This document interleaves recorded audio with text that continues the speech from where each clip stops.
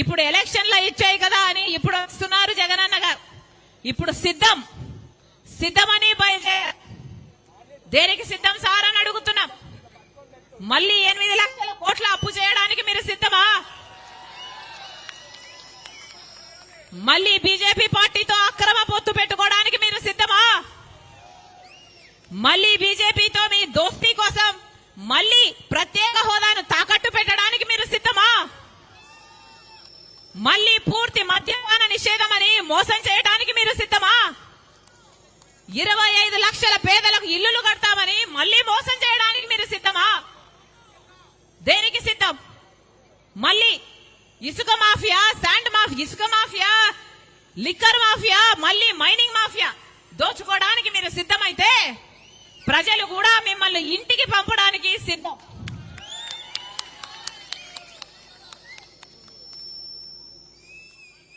మళ్ళీ చెప్తున్నాం గత 10 సంవత్సరాలుగా బీజేపీ పార్టీ మన రాష్ట్రానికి ఒక్కటంటే ఒక్క వాగ్దానం కూడా నిలబెట్టుకోలేదు. ప్రత్యేక హోదా అన్నది మన రాష్ట్రానికి సంజీవిని లాంటిది. 10 సంవత్సరాలైంది, కనీసం ఇప్పుడు మాట కూడా మాట్లాడడం లేదు. మొన్నటి వరకు జగనన్న గారు మాకు మెజారిటీ, వాళ్ళకు మెజారిటీ తక్కువ వస్తే మేము డిమాండ్ చేసేవాళ్ళము అన్నారు. ఇప్పుడేమో వాళ్ళకి ఇప్పుడు 350 సీట్లు వస్తాయి, ఇప్పుడు డిమాండ్ చేసే పరిస్థితి కూడా ఉండదు అంటున్నారు. అంటే అలా అసలు ఎలక్షన్లు కాకముందే బీజేపీ గెలిచేసినట్టు, చేతులు ఎత్తేసినట్టు, అసలు ఇంకా ప్రత్యేక హోదా ఎప్పుడూ రానట్టు మాట్లాడుతున్నారంటే ఇక వీళ్ళ నాయకులు, వీళ్ళ తెచ్చేది ప్రత్యేక హోదా, వీళ్ళ వల్ల అవుతుందా తేవడం ప్రత్యేక హోదా? అంతకుముందు 5 సంవత్సరాలు చంద్రబాబు ముఖ్యమంత్రిగా ఉన్నారు, చేతనైందా చంద్రబాబు గారికి ప్రత్యేక హోదా తేవడం? ఇప్పుడు జగనన్న గారు 5 సంవత్సరాలుగా ముఖ్యమంత్రిగా ఉన్నారు. ఏం పీక్కున్నారు? ఏం చేశారు? ఏం గాడిదలు కాశారు?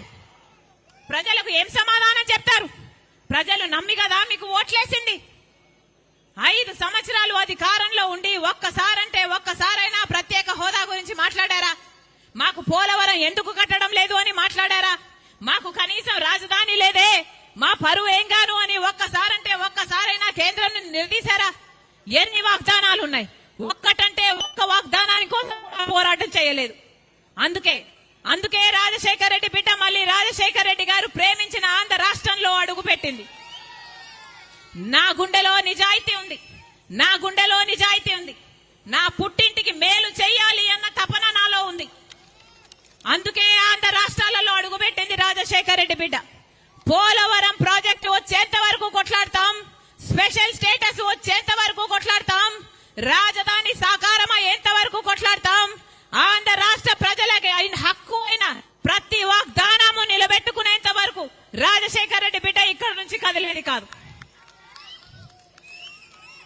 మళ్ళీ చెప్తున్నాం ఆంధ్ర రాష్ట్ర ప్రజలకు, మళ్ళీ హెచ్చరిస్తున్నాం ఆంధ్ర రాష్ట్ర ప్రజలను, ఇదే బీజేపీ పార్టీతో ఒక్క వాగ్దానం కూడా మనకు నిలబెట్టుకోకపోయినా, ఒక్క రకంగా మనకు మేలు చేయకపోయినా, ఇటు జగనన్న గారు అటు తెలుగుదేశం చంద్రబాబు గారు ఇద్దరు పొత్తు పార్టీలు అయ్యాయి బీజేపీ పార్టీకి. ఈ 2 పార్టీలు తొత్తు పార్టీలు అయ్యాయి బీజేపీ పార్టీకి. అందుకే చెప్తున్నాం బీజేపీ పార్టీకి వేరే ఓటు అవసరం లేదు. వైసీపీకి వేసిన ప్రతి ఓటు బీజేపీకే పడుతుంది, తెలుగుదేశం పార్టీకి వేసిన ప్రతి ఓటు బీజేపీ ఖాతాలోనే పడుతుంది, జనసేనకు వేసిన ప్రతి ఓటు బీజేపీ ఖాతాలోనే పడుతుంది.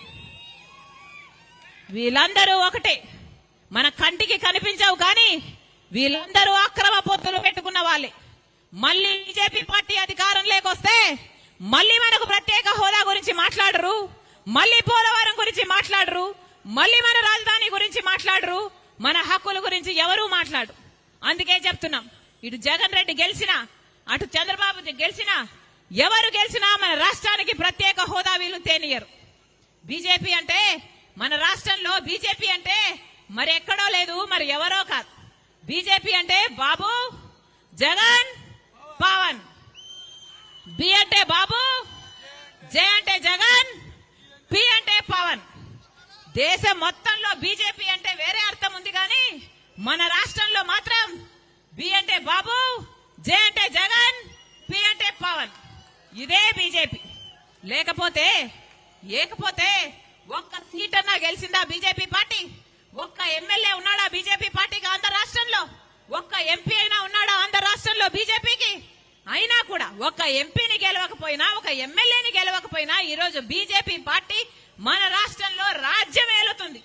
ఎందుకంటే ఇటు చంద్రబాబు గారు, ఇటు జగనన్న గారు బీజేపీ పార్టీకి గులాంగిరి చేస్తున్నారు కాబట్టి, వీళ్ళు తొత్తుల పార్టీలు కాబట్టి.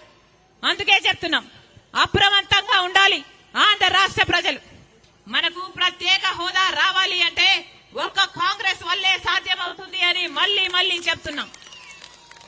రాహుల్ గాంధీ గారు చెప్పిన మాట, అధికారం లేకొచ్చిన మొట్టమొదటి రోజే మొట్టమొదటి ఫైలు మీద, అది కూడా ఆంధ్ర రాష్ట్రానికి చెందాల్సిన ప్రత్యేక హోదా ఫైలు మీద నేను సంతకం పెడతానని రాహుల్ గాంధీ గారు చెప్పారు. ప్రత్యేక హోదా కావాలి అంటే కాంగ్రెస్ పార్టీ అధికారంలోకి రావాలి. పోలవరం ప్రాజెక్టు పూర్తవ్వాలి అంటే కాంగ్రెస్ పార్టీ అధికారంలోకి రావాలి. రాజధాని తలెత్తుకునేలా మనకు రాజధాని రావాలి అంటే కాంగ్రెస్ పార్టీ అధికారంలోకి రావాలి. మనకు ఏ మేలు జరగాలన్నా, ఏ మేలు మన బిడ్డలకు జరగాలన్నా, ఏ మేలు మన రైతులకు జరగాలన్నా, ఏ ఒక్క మేలైనా మన రాష్ట్రానికి జరగాలన్నా, ఉద్యోగాలు రావాలన్నా, రైతు మళ్ళీ వాళ్ళ కాళ్ళ మీద వాళ్ళు నిలబడాలన్నా కాంగ్రెస్ పార్టీ అధికారం లేకొస్తేనే ఇది సాధ్యమవుతుందని మరొకసారి రాజశేఖర రెడ్డి వీడ ఇంతమంది ఆంధ్ర రాష్ట్ర ప్రజలకు మనవి చేసుకుంటుంది. మరొకసారి ఇంతమందిగా రాజశేఖర్